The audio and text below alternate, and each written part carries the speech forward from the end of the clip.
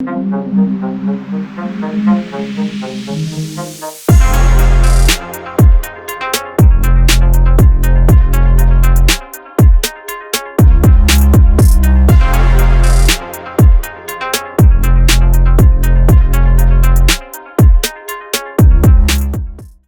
today we're doing something a little different.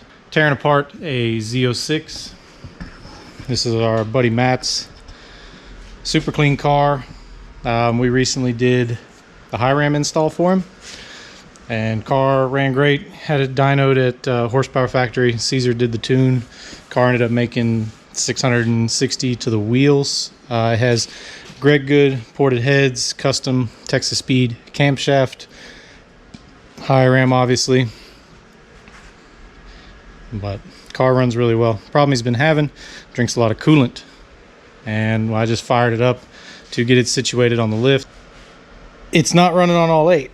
I can hear it. It sounds like it's down like 2 cylinders, and whenever it does clear up, Matt said coolant reservoir, you can fill it up, take it out, drains, so the motor's drinking coolant somewhere. Now these heads have been off 3 times already. He bought them used and had a machine shop check them out.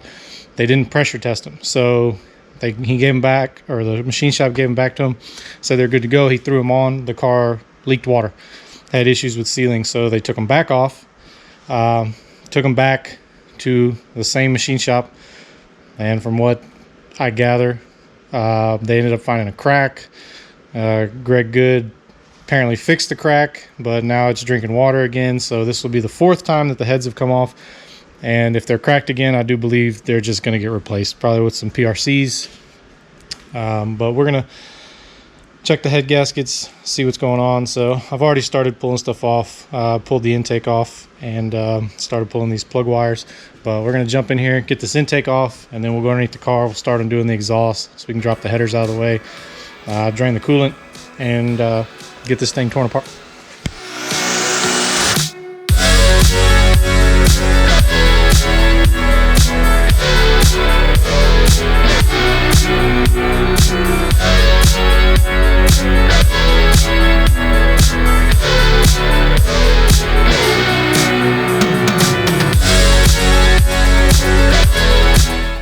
Let's take a look at a couple things now that we've got the valve covers off.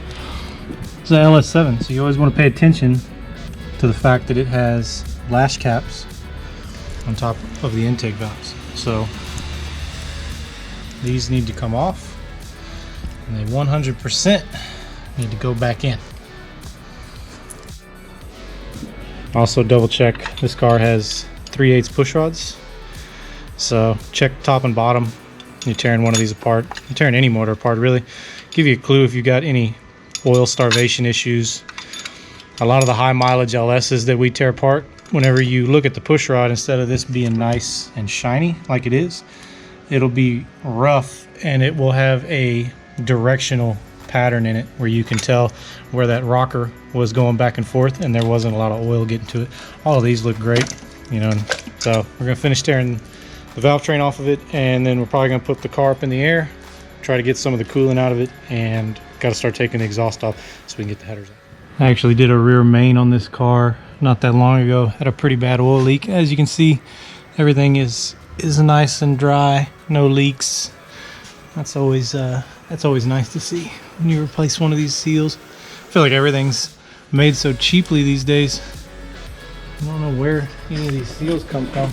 Put a brand new seal in and the damn thing leaks the next week, so that's nice. This thing's holding up. Try to use either GM seals and gaskets. Velcro stuff's usually pretty good, but every now and then you get a bad batch. So we're gonna pull the exhaust off. Unfortunately, I do have to pull the axle backs, so we'll come in here, unbolt everything back here. It's 4 bolts that hold the mufflers up. We'll disconnect the loud valve stuff, and then you've got 2 clamps here, and then we'll undo these Cook's flanges, and then we'll be free to get the headers out of the way. I know a lot of people will probably say like you can just undo these and unbolt the headers and rotate them out of the way, but this car has head studs on it, and it's just an unnecessary trouble. I don't want to fight it. I mean, it takes 25 minutes, if that. 20 minutes, 15. I don't know. It's pretty quick to drop the exhaust out if you've done it a bunch. So, you know, it's not that hard versus fighting with studs in your way and trying to work around a header. So just drop the exhaust out.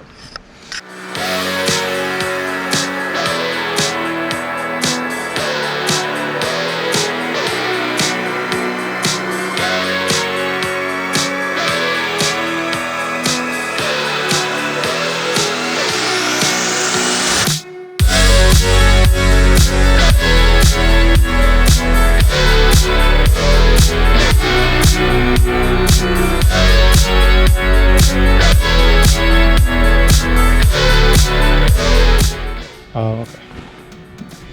So battery died, but got this head off. This one's super easy. Everything's out of the way.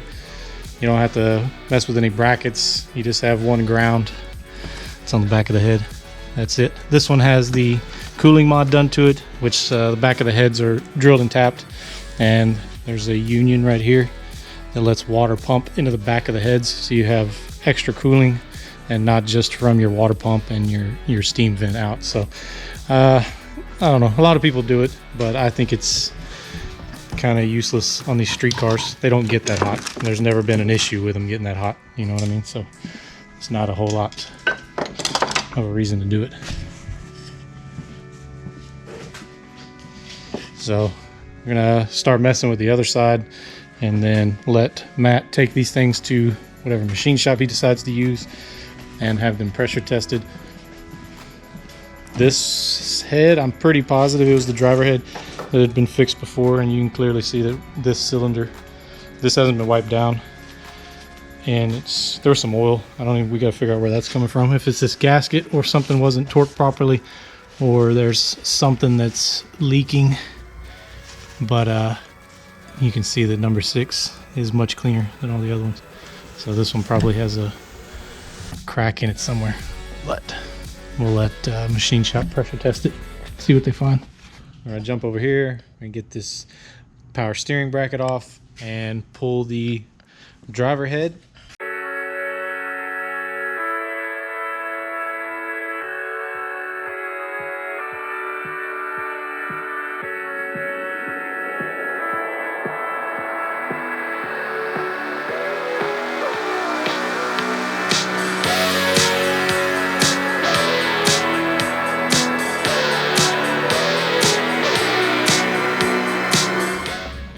We got Matt's heads here. I'd originally made a comment about the head gaskets being the same. You can see here they're both labeled as left side, but had a brain fart. I forgot these heads have the parallel cooling mod. So basically you got water comes in from the front and passes straight to the head, comes out the back, loops back around, and it's tied into the upper radiator hose. So head gaskets don't matter left or right in this case because these are for this specific application. So that wasn't an issue. The missing dowel pin is you know, it's not really, I'm not going to call it an issue when you have studs, but it does affect having a head aligned. So that was interesting. And then we're still trying to figure out why there's so much oil trapped between the head gasket and the head. So he's going to take these back to Greg Good, like we discussed before, have him check them out, pressure test them, check the decks, make sure there's no warping, nothing's wrong with them, and we'll go from there. So that's going to do it for the Corvette until she comes back.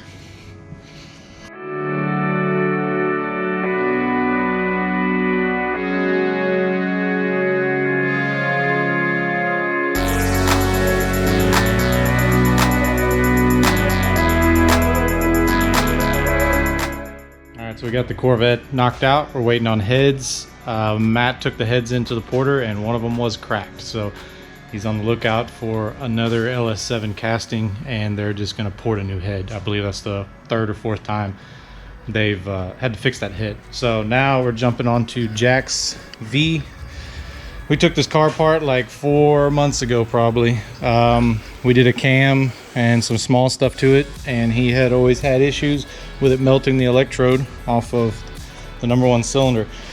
So we put a cam in it, took it to Horsepower Factory, and it lost oil pressure on the dyno Ended up tearing it apart and finding 4 spun rod bearings, I think 1 spun main bearing. The number 1 piston, the one that kept melting electrodes, piston was actually cracked. So it looked like, we might even have some pictures of it, but it looked like it was some point somebody had dropped a bolt into the engine. And this thing had been through several previous shops before he came to us, so we're not really sure when it happened, but had an engine rebuilt, waited forever for this thing. Rods were hard to get, and then even after they had all the parts, we still had to bug them for months to get the engine built. So now it's back, it's assembled, it's ready to go back in the car. We just unloaded it. Mike just ran to Advanced Auto Parts to get a couple of little things that we were missing, and we're gonna try to slap this thing in here. The motor mounts were shot, so that's kind of what he went to go get. So we're gonna get all the little accessories on, make sure all the sensors are in it. I'm about to pick it up and put the back cover on it, get all that sealed up, put the dumbbell in it, put the back cover on, put the flex plate on, get all that torqued down, everything ready to go, and then we'll lower it in here, mate it back up to the transmission, and get it set back down on the cradle. And that's probably all we're gonna mess with today. It's a few days later since we got Matt's Z06 tore apart. He ended up taking the heads over to Greg Good, who did the porting originally before Matt bought them, and one of them did have a crack, as we suspected. So he's actually going with a PRC head now. So we ordered a set of 285cc LS7X heads. Those will be in about 3 to 4 weeks according to Texas Speed. So really nice set of heads, flow some serious CFM. He did the titanium intake valves, which is factory with lash caps, and then we also did Inconel exhaust valves. So small chamber, 63cc to match what he had. We wanted to keep compression. I'm really looking to see how the PRC heads perform compared to the Greg Good heads. I'm not gonna say there's an argument about which one's better. I just want to see, like, I'm not 100% positive if this is like a Greg Good, you know, balls to the wall port. I'm not entirely sure on that, but the Texas Speedhead is pretty serious. It's a 6-bolt. They do all their own milling, you know, it's their own castings or whatever. So we'll see what kind of power it picks up. We're doing some other goodies on the car as well. I'm not going to talk about them on video, but we do have some other things going on with this car. So bunch of stuff happening with that one. We're going to see if we can do better than our last dyno down at HPF. I think it made 660-ish. I think it was like 656, 657. So we'll see if we can best that. I think we will with what we have going on. So we'll just see how it goes out. So we're finishing up the Cadillac. Mike was here super late last night, did a freaking bang up job. He got the blower on, most of the accessory drives. So we're just gonna pick up where he left off. Have to locate one of the blower bolts, has gone missing, so we're gonna be searching around for this guy, try to figure out what happened to him. So it's kind of the problem when you have a car that's apart for 4 months. You go to put it back together, and even though you take your time and freaking everything's, you know, in little boxes and organizers and everything's laid out, you still end up with crap that mysteriously walks off. So that's what we're gonna be messing with tonight, buttoning up some of the small things, like some of the lines that need to be reattached so that they're supported. I need to put the radiator, or the radiator's here. I need to put the fans back in so that then we can bolt all of these lines. There's 1, 2, 3, 4 that get bolted to the radiator. You know, we've got coolant lines and stuff kind of chilling here, which that stuff's going to be getting changed up as we're swapping out the heat exchanger on this car. So thankfully the bumper's off because Jack had it repainted, and also the headlights are gone, so it's made it much nicer. You can just lean over this thing, you don't have to worry about damaging paint. But yeah, I guess let's jump into it. So we've got our blower torqued down, 89 inch-pounds. Now we're gonna go ahead and grab the lid, throw that on there, and get that buttoned up.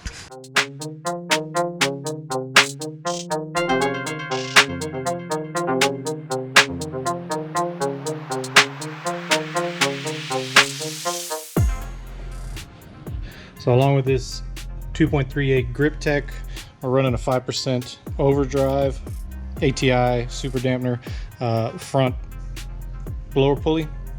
Just bolts onto the front of their ATI super dampener. So we're gonna go ahead and throw this thing on there, get it put in with the ARP bolts, then we can put the blower belt on and we can drop the fans back in.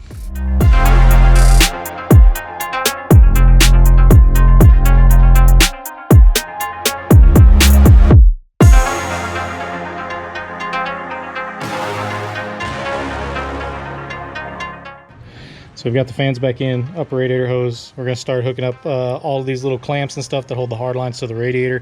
All the bolts were missing on this car except for like one, so we're gonna have to, you know, find some bolts around the shop in our bolt bins, but getting really close. You put the throttle body on, intake manifold, tighten up this clamp, some radiator hoses. We gotta put 2 more coils on there, finish hooking all of this stuff up. We've got your IET, a couple of map sensors here. Oh, that's good to go. We need to put our vacuum lines back on, connection for the throttle body. He does have a different heat exchanger. I'm not sure if it's better than this one. This is a Weapon X. He bought a Vader kit. We're gonna see. Also have a data-driven performance 3D printed intake that's going on it. Gotta rehook up all the catch can stuff. He has a small ice tank that goes right there, so we'll get all that back in. Really probably needs to be upgraded pretty soon. This is one of the coolant lines, needs to be routed, tucked, everything nice and clean. And then I believe he had the bumper painted, so we'll get the bumper back on this thing. The bumper, and he got some new headlights for it, so, but it's nice working on it with no bumper, as I said earlier, because you don't have to worry about messing anything up. So yeah, getting real close to firing this thing for the first time. Just a bunch of little stuff left to do. A couple of little parts we need to find and need to redo, things that were done to the car that, you know, we left them the way they were when we first cammed it, but now that the whole car's been apart, we're just trying to fix some little things. So Mike pulled a late night last night. He got a crap load done. Exhaust is on the car all the way out the back. Steering's hooked back up, O2 sensors. He got all the rest of the accessory drives on, the water pump, power steering, some of the tensioners and idlers. So yeah, we're getting real close to finishing this thing up. All right guys, so that's gonna do it for this video. We're gonna be trying to put out videos on both the BMW platform and on the random vehicles that we work on in the shop, plus our project cars. Trying to be putting out double the content just to keep things going.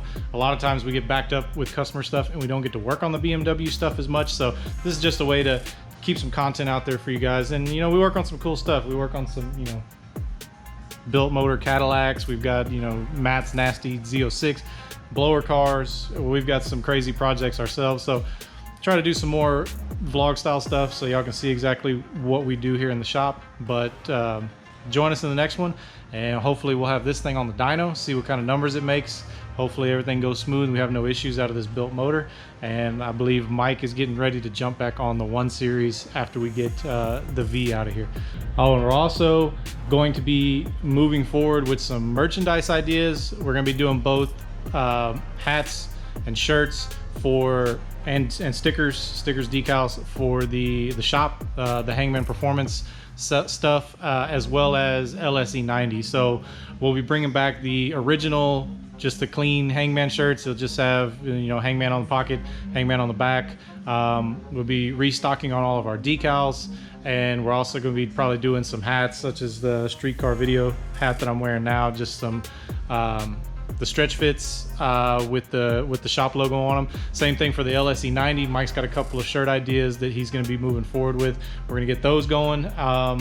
He's going to be doing some stickers, maybe some different ones than what he's got, as well as, you know, maybe we'll get some hats done. So once we get all that stuff 100% ready to go, we'll probably do a small pre-order and just to kind of try to gauge how many we should make. You know, we don't want to make nowhere near enough and we get a ton of people that want them, and then you got to wait for them because we got to get more made. So we'll try to do like a pre-order and see what we come up with, and then go from there. And then once we get the merchandise rolling, we're probably just going to create a page on the websites, on both the Hangman, the shop page, and on Mike's LSE90, where you can just purchase the merch all the time, and we'll try to keep everything in stock. Something we want to do moving forward. We're going to do a bunch of different shirt designs.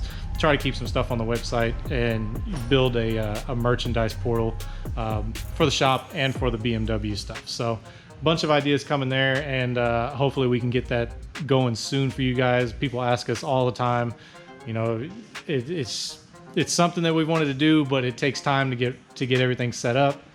Find some people who are dependable in terms of shirt deliveries and making sure that stuff's not, you know, people don't wait 2 months to get their shirts, as well as stickers and decals. So we'll get that stuff going here real soon, guys. It's coming. So appreciate all the support, and we'll catch y'all in the next one.